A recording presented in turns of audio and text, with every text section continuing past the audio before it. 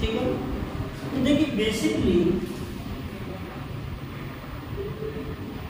Mathematical tools, reality में अगर देखा जाए ना हिमांशु, तो मैथमेटिकल टूल्स क्या चीज है? तो देखिए मैथमेटिकल टूल्स is a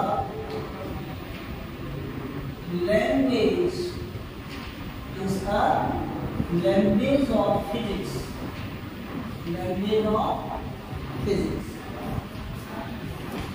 समझदार बच्चा इसी से समझ सकता है कि मैथमेटिकल टूल्स का कितना इम्पोर्टेंस है। समझे? आपको अगर मेरी भाषा, मेरी लैंग्वेज अगर नहीं आती तो फिर आप कुछ समझ सकते हैं, कुछ नहीं सीख सकते। अब सोचो कि मैथमेटिकल टूल्स को मैं फिजिक्स की लैंग्वेज में, फिजिक्स की भाषा में, तो कितना इम्पोर्टेंस है इसका। मतलब अगर ये नहीं हमें पता तो क्या आप फिजिक्स समझना है? अफकोर्स फिजिक्स नहीं। तो अगर फिजिक्स को समझना है तो पहले क्या हमें मैथमेटिकल टूल्स पढ़ना चाहिए। क्या पढ़ना चाहिए?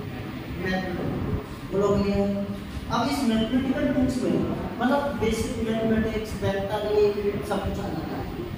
तो मैं ले रहा हूँ 4 चीज। क्या ले रहा हूँ? 4। तो पहला हमें पढ़ना चाहिए वेक्टर। क्या पढ़ना चाहिए?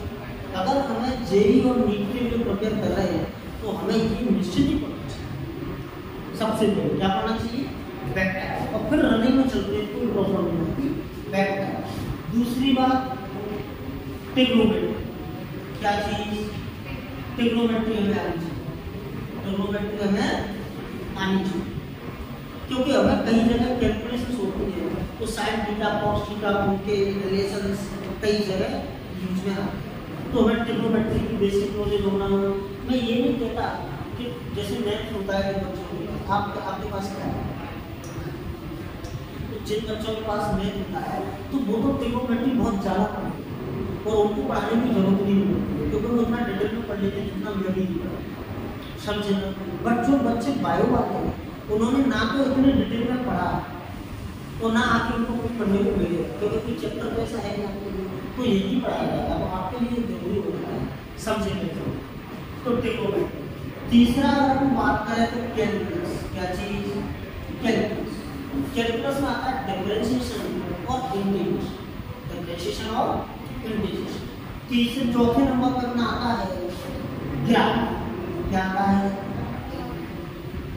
यानी मेजर पार्ट मैंने ले ली मैथमेटिकल टूल्स में, बस इतना होना चाहिए। इसके बाद भी बहुत सी चीजें आती हैं जैसे कभी कभी लॉ आ जाती है। लॉ आपने पढ़ा होगा तो कभी कभी लॉ आ जाती है और कभी कभी क्वाड्रेटिक इक्वेशन का यूज आ जाता है। तो ये सिंपल मैथमेटिक्स है। आपने पढ़ा हो शायद वो अर्थमेटिक प्रोग्रेशन वगैरह पढ़ती है 9th में पढ़ाया जाता है अर्थमेटिक प्रोग्रेशन, है ना। तो ये चीज भी कभी कभी आ जाती है बट रेयरली आती है और जब आती है उसी वक्त अपने इनको समझा दे बट इनको कौन डिटेल में। Yes yes. अब देखिए ये वाला जो वेक्टर है, वेक्टर देखिए थोड़ा सा आइडिया दे रहा हूँ, ज़्यादा डिटेल में नहीं पढ़ा रहा हूँ, मैं पढ़ा चुका उसको आपको मान लिया बट थोड़ा सा आइडिया देना पड़ेगा। जैसे सबसे बड़ी बात होती है फिजिक्स के अंदर हम पढ़ते क्या है? क्या फिजिक्स के अंदर हम फिजिकल क्वांटिटी पढ़ते हैं? समझे? क्या पढ़ते हैं फिजिक्स के अंदर? Physical quantity. ये फिजिकल क्वांटिटी क्या होती है? देखिए फिजिकल क्वांटिटी का मतलब होता है the quantity that can be measured. जैसे मान लो कि ये मान लीजिए, मान लो कि मार्कर क्या है? मार्कर। इसकी लेंथ कितनी है मेजर कर सकते हैं, तो लेंथ फिजिकल क्वांटिटी है। ये मार्कर फिजिकल क्वांटिटी नहीं है, इसकी लेंथ फिजिकल क्वांटिटी। इसका मास कितना है? Can you measure? तो mass is a physical quantity. Yes और मुरैना का टेम्परेचर कितना है? मेजर कर सकते हैं। तो टेम्परेचर इधर फिजिकल क्वांटिटी। हम डिस्टेंस को मेजर कर सकते हैं तो वो फिजिकल। अब मुझे बताओ फिजिक्स में पढ़ते क्या है? ये क्यों आपने 12th में पढ़ा चार्ज, क्या चार्ज को मेजर कर लेते हैं? Physical quantity. आपने पढ़ा इंटेंसिटी, क्या मेजर कर सकते हैं? Physical quantity. आपने पढ़ा पोटेंशियल, फिजिकल क्वांटिटी। तो ये सभी जो फिजिक्स में पढ़ते हैं वो क्या है? Physical quantity. समझे ना? 11th में आपने पढ़ा था distance, displacement, speed, velocity, acceleration. तो all these are physical quantity. Got my point? Yes और जैसे मान लो कि सुंदरता, क्या चीज, क्या सुंदरता को मेजर कर सकते हैं? तो फिजिकल क्वांटिटी नहीं। ईमानदारी क्या मेजर कर सकते हैं? नो। तो फिजिकल क्वांटिटी नहीं। तो फिजिकल क्वांटिटी वही है जिसको मेजर और physics is all about measurement. तो हम तो फिजिक्स में सिर्फ और सिर्फ क्या पढ़ते हैं? Physical quantity. क्यों? क्योंकि मेजर भी है। मेजर अब ये फिजिकल क्वांटिटी वो दो टाइप की होती है, स्केलर और स्केलर और स्केलर वो होती है जिनमें मैग्नीट्यूड होता है। वेक्टर कौन सी होती है? और डायरेक्शन दोनों, मैग्नीट्यूड होती है और डायरेक्शन। तो मैं ज्यादा इसमें डिटेल में नहीं जा रहा, अदरवाइज ये भी 2 लेक्चर का, कितने लेक्चर का है? 2 लेक्चर। समझे? प्लान में मैं आज आपको पढ़ाने जा रहा हूँ ग्राफ। क्या पढ़ाने जा रहा हूँ? तो today we will discuss about graph. तो now heading graph.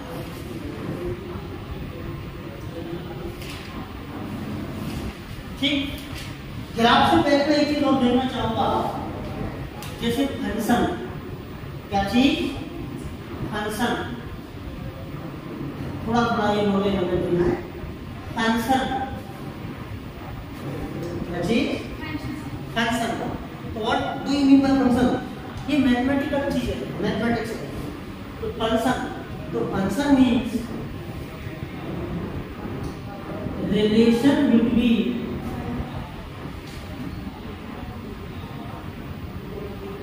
Dependent and independent variables.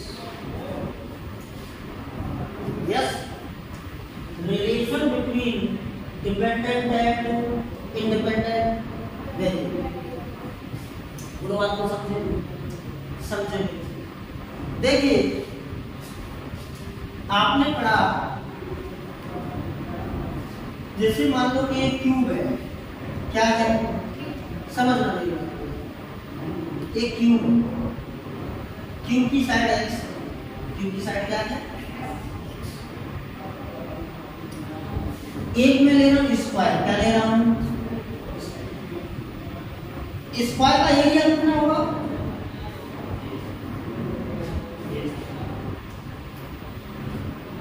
Square का एरिया एक क्या है? तो यहाँ पे साइड क्या है? एक्स स्क्वायर बोलो, क्या बोलो? तो एरिया क्या है? और क्यूब का वॉल्यूम क्या है? हाँ, volume of the cube means x cube, means मतलब क्यूब का वॉल्यूम होता है एक्स ये और एक्स। वॉल्यूम कैसे निकालते हैं? Length into breadth into height. लेकिन इसकी लेंथ ब्रेड्थ और हाइट एक ही है, एक्स एक्स क्या हो जाएगा? एक्स। और एरिया क्या होता है? लेंथ इनटू ब्रेड्थ हो जाएगा एक्स। अरे होगा, बोलो।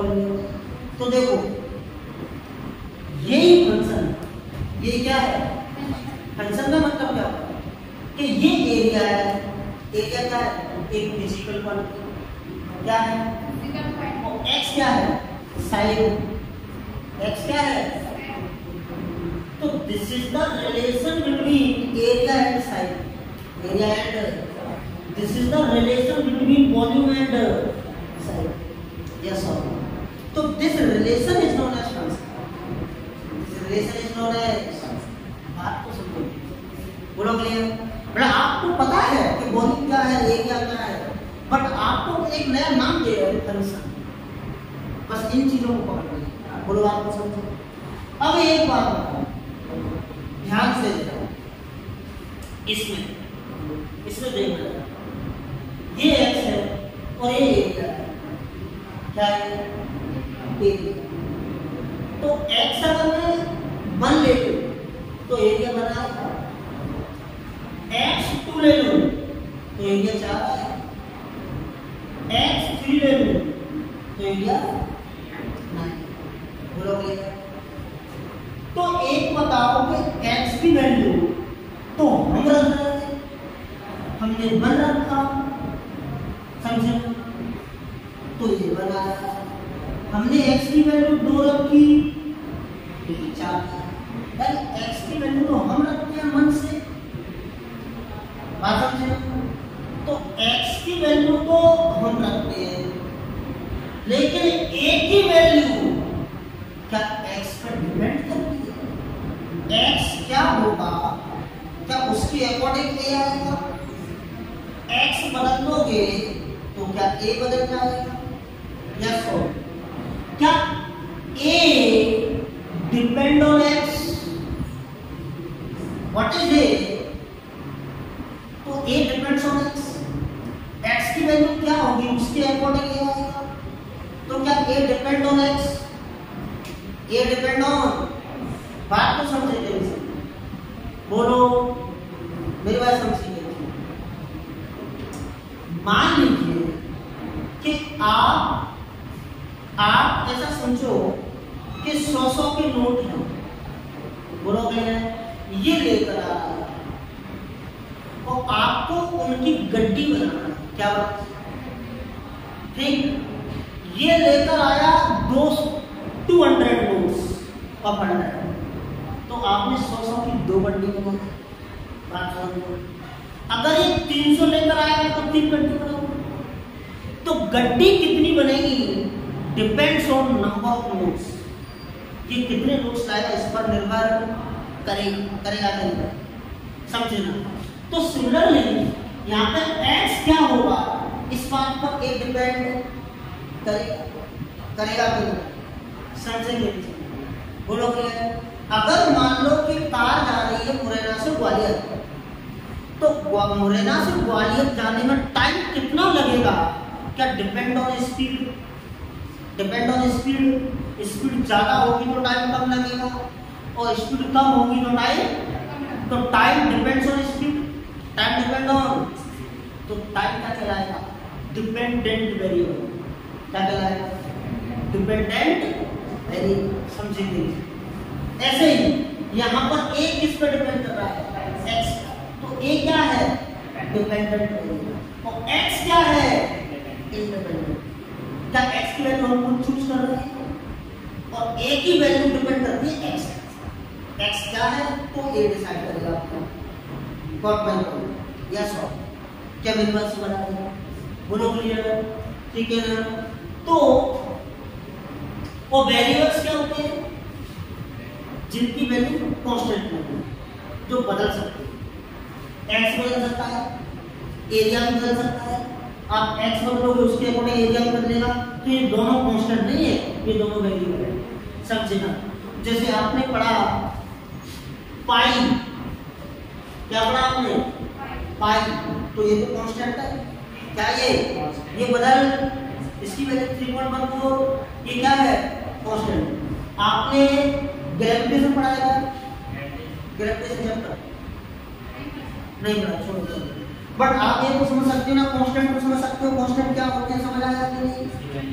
या तो कांस्टेंट होते हैं या तो वेरिएबल होते हैं, या तो कांस्टेंट होते हैं या फिर वेरिएबल होते हैं, है ना? और वेरिएबल के 2 प्रकार के होते हैं, डिपेंडेंट और, बोलो आपको समझे कि समझिए। और फंक्शन क्या होता है? Relation between independent and dependent, बात को समझिए।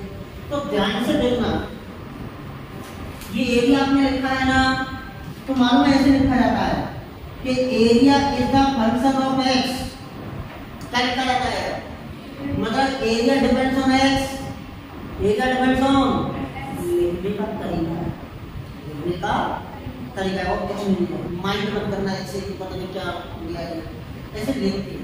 Area is a function of x, यहाँ पे क्या लिखोगे, volume is a function of x, volume is a function of, जैसे मान लो आपने लिखा काइनेटिक एनर्जी, क्या काइनेटिक एनर्जी होती है हाफ एम वी स्क्वायर, क्या होती है kinetic energy half m v, अगर स्पीड को बदलोगे तो काइनेटिक एनर्जी बदलेगी कि नहीं बदलेगी, तो लिखा जाएगा kinetic energy is a function of velocity, आया कि नहीं आया, kinetic energy is a function of velocity, इसमें कोई डाउट, पक्का समझ आया। तो देखो